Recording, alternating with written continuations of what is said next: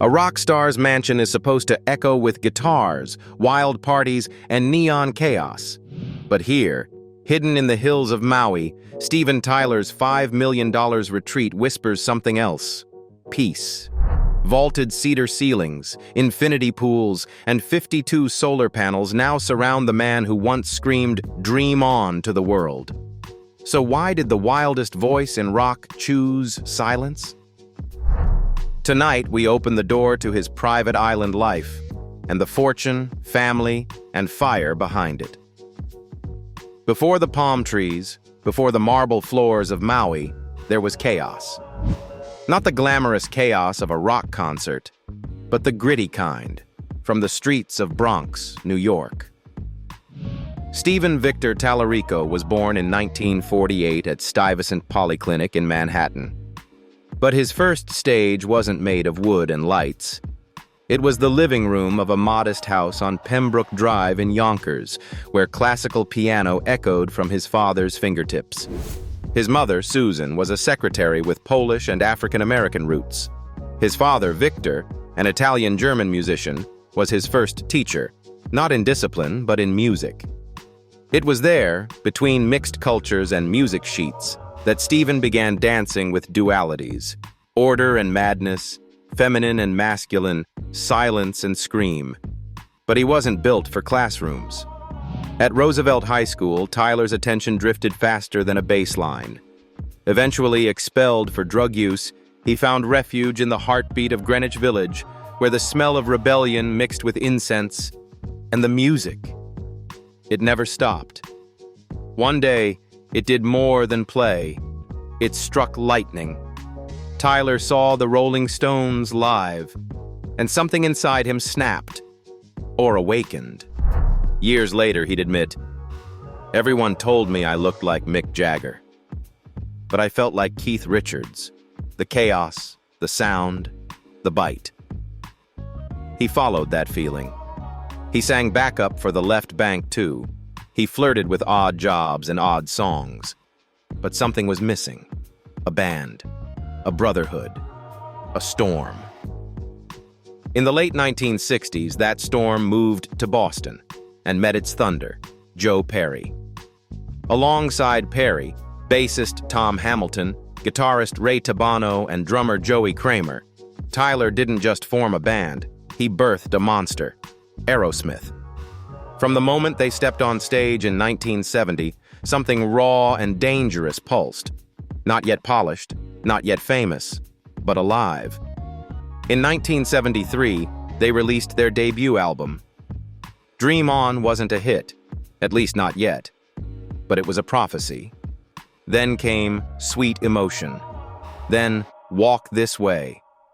And by the mid-70s, they weren't just rock stars, they were legends. The kind who didn't walk into rooms. They exploded into them. But with the fame came fractures. Tyler spiraled, hard. Heroin, alcohol, sleepless nights. By 1980, Joe Perry had left. So did Brad Whitford. The brotherhood was broken. And in 1981, Tyler himself was broken too, hospitalized after a motorcycle crash that nearly ended it all. Was this the final chorus? Not quite. The comeback began with rehab, but not the Hollywood kind. This was war. Internal, ugly, silent. By the mid-1980s, he returned. Leaner, sharper, hungrier. Aerosmith wasn't just back. They were reborn. 1987's Permanent Vacation gave the world Dude Looks Like a Lady. 1993's Get a Grip delivered Cryin', Crazy, and Livin' on the Edge. MTV crowned them gods. The youth embraced them. Tyler, now in his 40s, outroared men half his age. Then came 1998. Aerosmith did something no hard rock band had done before. Hit #1 on Billboard with a movie ballad. I Don't Want to Miss a Thing wasn't just a love song. It was a declaration. The voice still had power. The legend wasn't fading. He was transcending. Through the 2000s and 2010s, the tours never stopped. From Russia to Tokyo, stadiums still roared. And in 2023, Aerosmith announced the Peace Out, farewell tour. One last explosion, one last goodbye.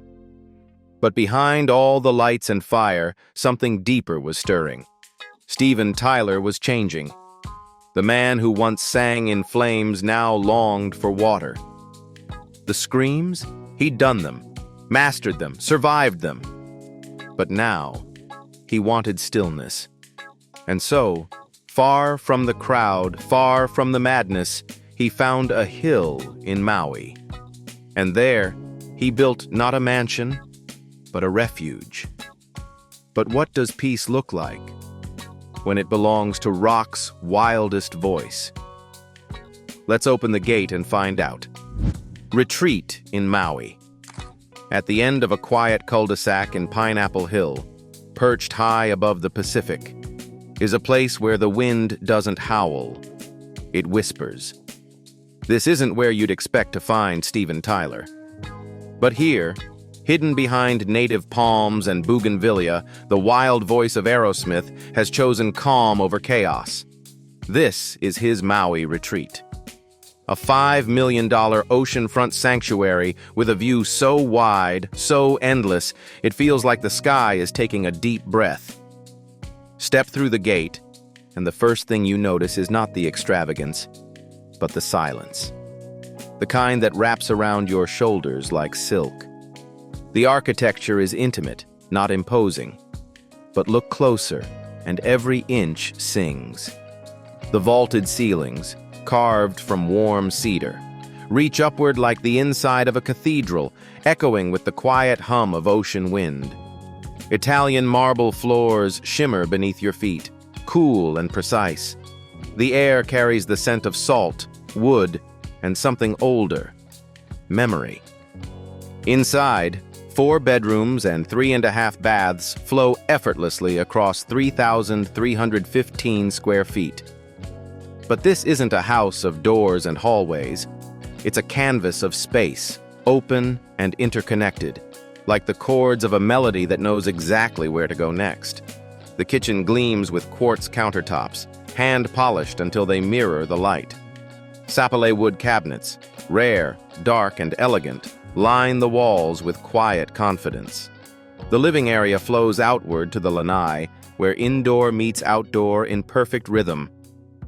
Outside, the centerpiece is the Infinity Edge pool.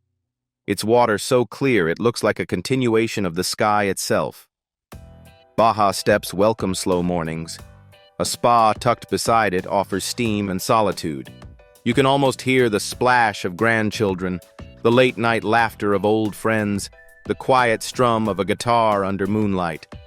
And above it all, a bonus loft, set up as Steven's private creative space, a writing den, a meditation perch, or just a window to the blue. From here, you can see Lanai and Molokai floating in the distance like ancient guardians. Some say this is the best sunset view in all of Hawaii. Steven just calls it heaven's front row seat. But this is not just a retreat, it's a statement about who he's become. The home is powered by 52 solar panels and 2 Tesla batteries, a nod to his evolving consciousness and love for sustainability. It's not about waste or excess anymore. It's about harmony between man and land, energy and stillness, breath and sound. The property is nestled within a gated community, offering privacy but not isolation. Here he has access to a residents-only pool, tennis courts, baseball fields, a communal clubhouse, and BBQ stations.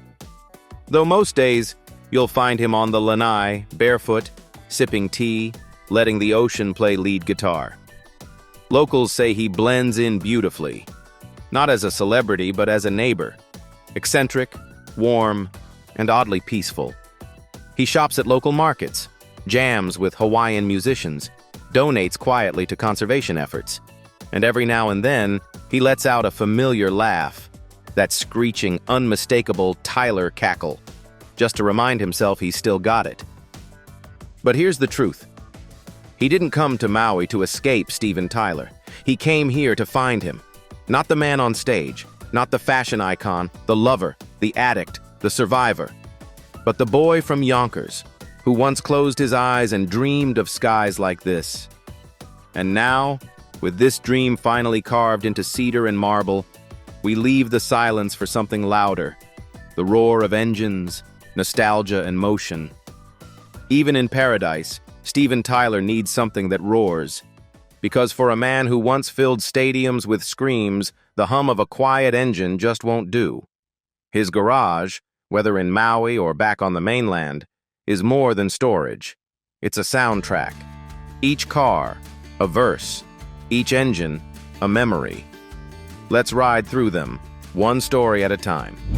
Cars. Ford Model A. The rebel's roots. It's old, dusty American, and it sits like a relic from another century, Steven's Ford Model A isn't just a car, it's a symbol. Built in the late 1920s, it's raw, slow, and deliberate. And that's the point. He once said he loved it because it reminded him of a time when life was louder in the silence. It doesn't go fast, but when he drives it around the quieter streets of Maui, the island doesn't rush him either. Hennessy Venom GT.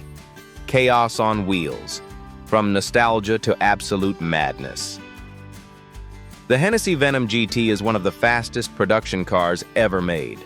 With over 1,200 horsepower and a 0 to 60 miles per hour time in under 2.5 seconds, it's the closest thing to a jet on wheels. And Tyler? He adores the contradiction. In interviews, he called it my ego in car form.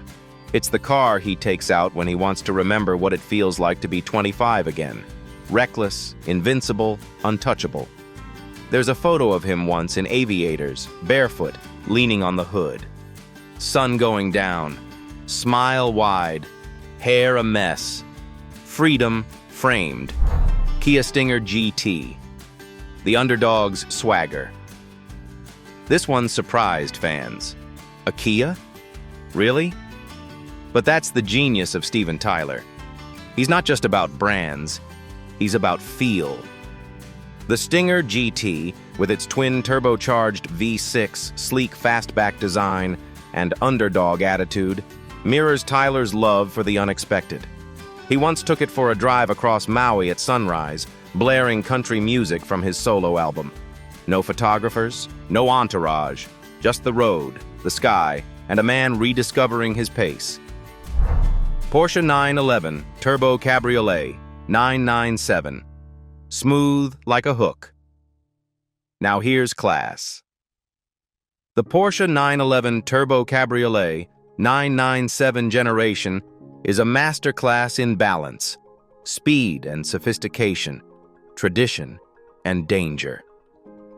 Tyler has been seen taking this one to charity events, driving with one hand on the wheel and the other hanging casually, rings glittering under the Hawaiian sun.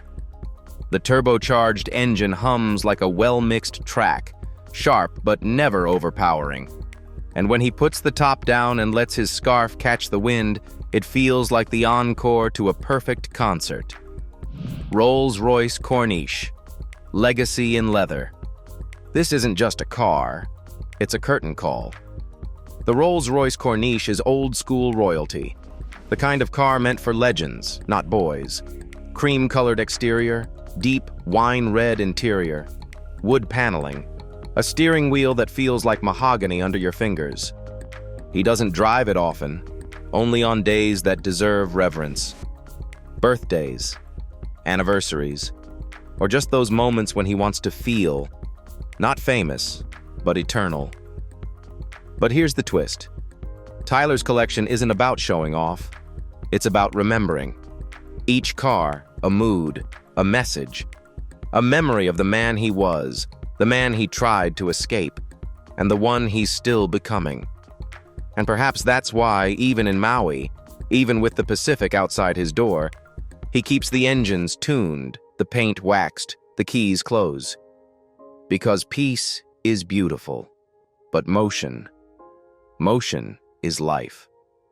And while these machines tell stories of speed and soul, They're only one piece of the puzzle. Behind them is a fortune, quiet, massive, and carefully built. What does $150 million sound like? Not like coins clinking, not like Wall Street bells, but like a guitar riff echoing through decades. Each note, a paycheck. Each chorus, a chapter in a fortune built not with silence, but with sound. But when asked, Tyler rarely talks about money, not because he doesn't have it, but because, to him, it was never the goal. The stage was his currency, the chaos was his collateral, and now, peace is his profit. Yet even with wealth that could buy islands, Stephen chose to give instead of hoard. Because for him, real legacy isn't what you earn, it's what you heal. Philanthropy. There's a lyric that echoes through Aerosmith's hit, Janie's Got a Gun. It's not just haunting, it's personal. Because for Steven Tyler, Janie wasn't just a fictional girl in a song. She was real. She was many. The abused, the silenced, the forgotten. And years after screaming her name on stage, Tyler chose to do something that rock stars rarely do. He listened.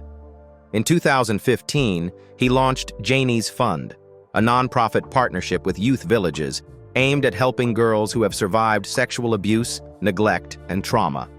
Not a vanity project, not a one-time donation, but a mission. And it began with a question: what happens after the song ends? Tyler wanted answers, and he wanted change. So he gave money? Yes. But more than that, he gave voice. He hosted high-profile fundraisers, Grammy night viewing parties, Jam for Janie concerts, celebrity auctions. Not just for attention, but to create momentum. In 2018, Janie's Fund donated over $532,000 to support foster youth across the U.S. That same year, Tyler opened Janie's House, a safe haven near Memphis for abused girls to live, heal, and rebuild. He didn't just cut a ribbon and walk away. He visited. He sat with survivors. He cried. He called it one of the most important things he's ever done. And in a quiet moment, surrounded by the girls Janie's Fund had helped, Tyler whispered, "I see you. I hear you. And I believe you." But his generosity doesn't stop there. Over the years, he has supported countless other causes: the Elton John AIDS Foundation, the Red Cross, Music Cares, environmental and youth organizations, both public and private. Sometimes he donates guitars. Sometimes it's time. Sometimes it's just his presence.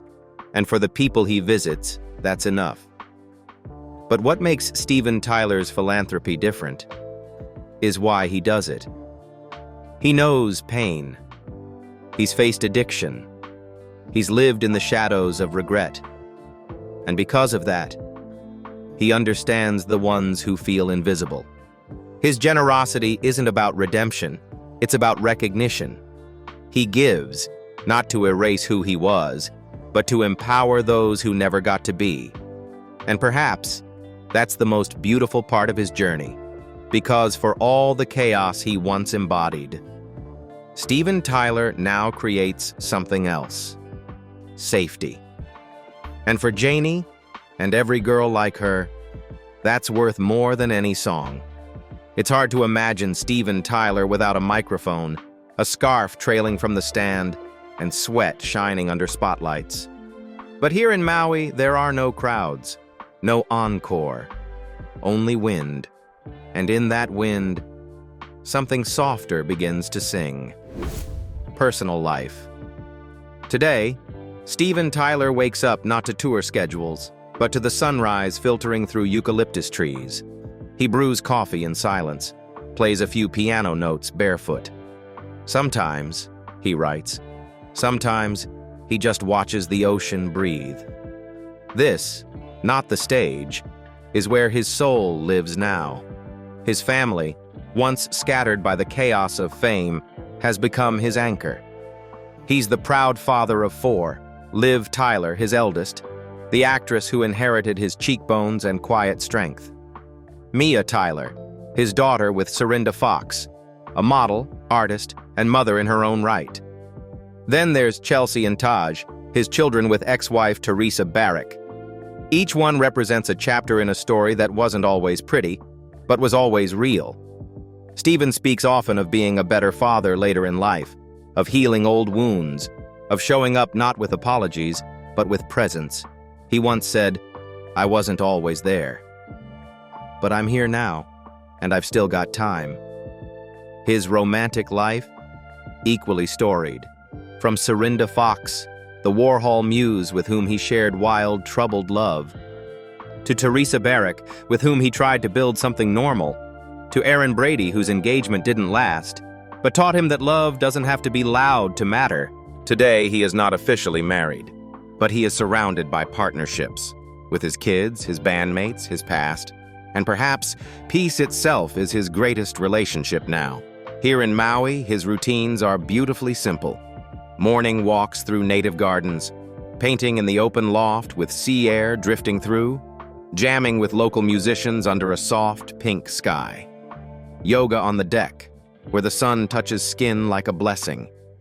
Some days he snorkels. Other days he doesn't leave the lanai. He reads philosophy, plays harmonica with children from the neighborhood, attends low-key charity events where nobody asks for autographs, only eye contact. And through it all, one truth becomes clear. Steven Tyler isn't retired. He's redefined. He's no longer chasing sound. He's learning to live inside it, to let the wind, the waves, the voices of his grandchildren become his new arena. Fame used to be the fuel. Now, it's the shadow. He walks beside it, not within it. He doesn't miss the spotlight. He remembers it, fondly, fiercely, but with no desire to go back. Because when your life has been a scream, stillness becomes the most radical sound of all. And maybe that's the final transformation of Steven Tyler. Not a rock god, not a tabloid, not a myth, but simply a man. Watching the tide roll in, hearing his heartbeat, and whispering finally, "This is what I was singing for all along."